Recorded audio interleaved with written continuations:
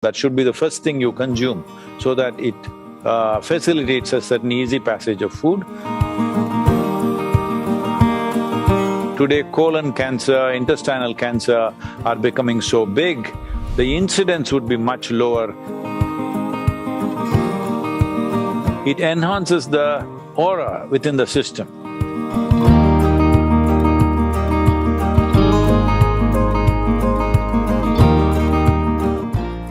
Sonia from Jodhpur says that, ghee has always been an integral part of our food traditionally. But given our sedentary way of living, does it make sense to continue with it in our food plan, or should we drop it? No, ghee has many useful things. She comes from Jodhpur, which are actually desert lands. In a place like that, ghee is very, very important because if there is… ghee has this capability. Normally, we must understand this. Today, we are mixing it with so many things, ghee and sugar, ghee and carbs and everything. Otherwise, generally, traditionally, ghee was always eaten as the first mouthful. The idea is, she comes from Jodhpur and if she's eating dal bati, well, it's soaked in ghee. There is no way you're going to eat this dal bati without ghee. It has to be soaked in ghee because the roughage of the cereal is such, without ghee, it's very hard for the thing to go through. And the idea of eating the first morsel with ghee is a lubricant which lubricates the entire alimentary canal. That should be the first thing you consume so that it facilitates a certain easy passage of food. And also there is a factor in India, in many ways, chili is the spirit of India, okay? Yeah. So, especially in Rajasthan, chili is… because even if a camel eats, it must be tasty. So it is really… really heavy on chili. When you eat very spicy food, it's very good to coat your tract with ghee before you consume that. In Andhra Pradesh, in Rajasthan, in various other places, wherever there is very hot, spicy food, eating ghee has been a part of Indian tradition.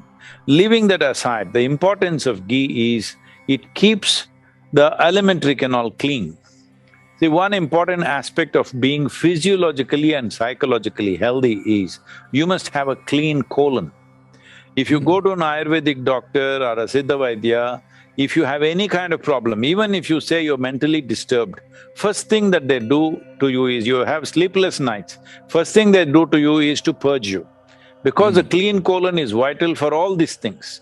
So one who consumes ghee in a proper manner, that person's colon will always be clean because nothing sticks there, nothing stays there for long periods of time. Today, colon cancer, intestinal cancer are becoming so big.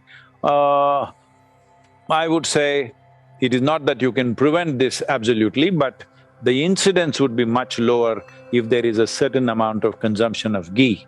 And the ghee must be of the right quality. I don't know what commercial ghees that people are eating today, but if it is properly made from cow's milk or even buffalo's milk, if the ghee is made, it has many important benefits. One particular benefit is that this is because you are saying it's an Ayurvedic conference, I think I can take the liberty of saying this. It enhances the aura within the system.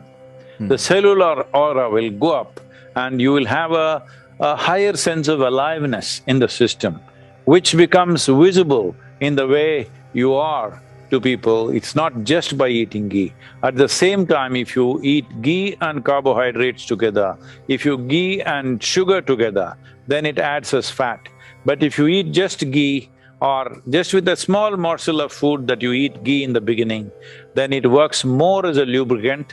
Body's ability to digest ghee is very low when ghee goes in by itself. But when it is mixed with something else and goes, it tends to add fat. So in terms of sedentary life the question had, the sedentary life issue, that is relevant only when you're mixing it with sugar and carb. Otherwise, ghee does not make you fatten up in any way. It works more as a lubricant in the alimentary canal.